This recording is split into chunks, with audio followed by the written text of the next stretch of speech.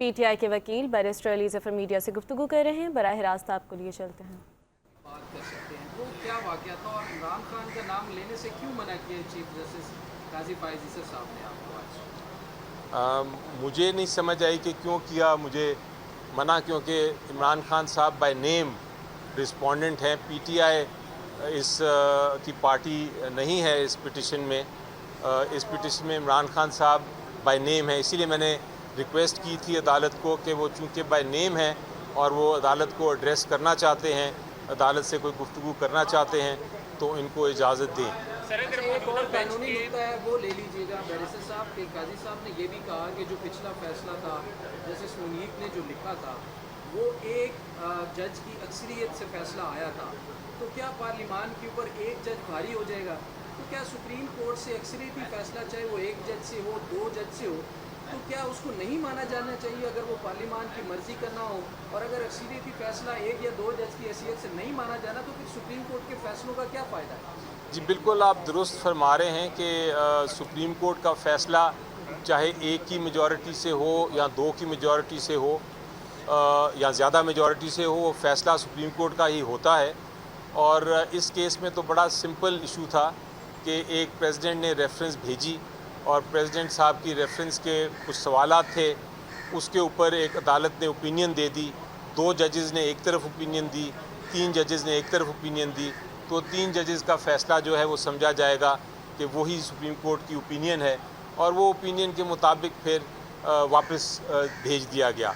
तो आज ये भी मौक़िफ़ बताया अदालत को कि आप ये जो supreme court of bar association की पिटिशन की बात कर रहे हैं उसका तो इस रेफरेंस के साथ कोई ताल्लुक़ ही नहीं है। जो ओपिनियन थी, जो प्रेसिडेंट की थी, वो एक अलग प्रोसीडिंग्स थी और सुप्रीम कोर्ट बार की रेफरेंस की प्रोसीडिंग्स अलग थी। तो आप उस ओपिनियन को इस रिव्यू के ज़रिए नहीं छेड़ सकते।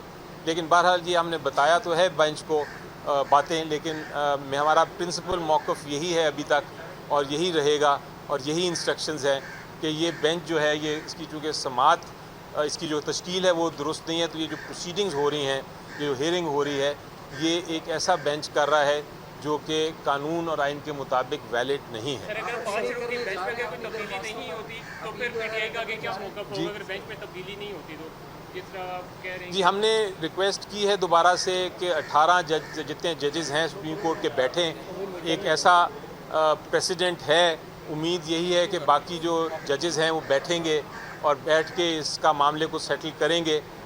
इसका प्रेसिडेंट पहले भी है जहां सुप्रीम कोर्ट के जजेस बैठे हैं मेजॉरिटी पे और बैठ के उन्होंने फ़ैसले किए हैं, तो हो सकता है कि ये सुप्रीम कोर्ट करे। सर आखिरी सवाल है कि आप जिस तरह से भाई एक मिनट रुक जाएं यार, कितना सवाल करेंगे यार, सोलो कर लें यार, आप कोर्ट लगा कर बैठे। नहीं, मैं कह रहा हूँ, मैंने तो आज सजेस्ट किया है ओपन कोर्ट में, मैंने कहा है कि सारे बैठें और कम से कम वो जो बेंच पे बैठे थे जज साहिबान, उन्होंने अप्रिशिएट की है ये बात कि हाँ ये हमें करना चाहिए इस मामले को सेटल। और उन्होंने बल्कि उल्टा ये सजेस्ट किया है कि आप लोग भी, पॉलिटिशियंस भी, सियासतदान भी बैठें और आप इसमें गुफ्तगू करें। लेकिन इस वक्त इशू इतना सियासतदानों का शायद नहीं है, इस वक्त इशू ये है कि हमने इंस्टीट्यूशन सुप्रीम कोर्ट की जो है उसकी हिफाजत करनी है, उसको सेव करना है। जी बिल्कुल, अपील का हक़ है हमें। अभी जो भी फ़ैसले आ रहे हैं, आज सुबह भी फ़ैसले आए हैं, उस पर भी अपील हम दाखिल करेंगे और हमारे पास आर्टिकल्स जो हैं आइन के, उनके तहत भी हम डायरेक्ट पिटिशन्स भी करेंगे, क्योंकि मामला इधर ख़त्म तो नहीं होगा। आज जो भी फ़ैसला करेंगे वो उनकी अब मर्ज़ी है, अंदर बहस चल रही है, लेकिन हम जो हैं हम अपना जो हमारा कानूनी रास्ता है वो हम ज़रूर इख्तियार करें। सर आपने बाइकाट का ऐलान किया है, आपके बाइकाट के बाद इस फैसले के ऊपर क्या असरअंदाज होगा और उसके बाद इसकी जो एक अखलाकी या कानूनी हैसियत है वो क्या होगा? जी देखें, बाइकआउट का मतलब ये है, बाइकआउट की वजह जो है वो ये है, बड़ी कानूनी वजह है कि हम इस बेंच को इस केस की समाअत या इस केस का फ़ैसला करने का हकदार नहीं समझते। हम समझते हैं कि बेंच वही होगा जो 3 मेंबर कमेटी, यानी जिसमें चीफ जस्टिस साहब भी, सीनियर प्यूनी जज जस्टिस मंसूर शाह साहब और जो नॉमिनी हैं जस्टिस अमीनुद्दीन साहब, तीनों लोग बैठ के कोई भी बेंच बना दें, उसमें फिर हम हमारा एक तरह से एतमाद है कि उस बेंच के सामने हम जाएंगे भी और हम पेश भी होंगे। बेशक यही बेंच क्यों ना हो, सवाल वो नहीं है, हम कोई पर्सन स्पेसिफिक बात नहीं कर रहा मैं, ना मैं करता हूँ कभी, ना मैं करूँगा।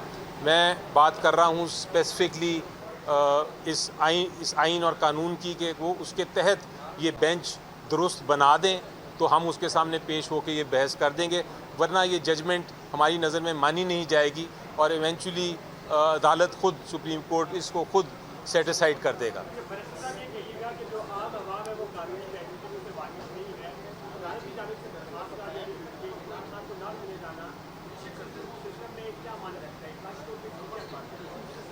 जी देखें, मेरी नज़र में एक जो रिस्पोंडेंट है, एक जो पार्टी है केस में, वो अगर ख़ुद आके गुफ्तगू करना चाहें कोर्ट से तो उनको कोई रुकावट नहीं होती।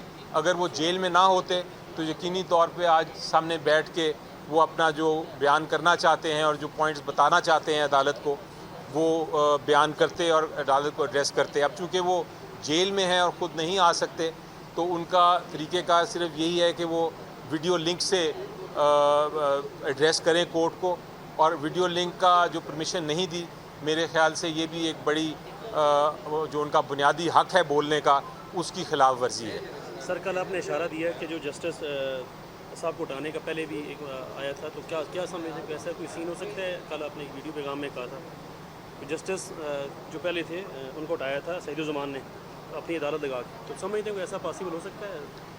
जी, ये सवाल ये है कि क्या ऐसा कोई प्रेसिडेंट है हमारे मुल्क में जहाँ एक बेंच कॉन्स्टिट्यूट हो गया हो चीफ जस्टिस की इजाज़त के बग़ैर? तो ऐसी प्रेसिडेंट्स हैं।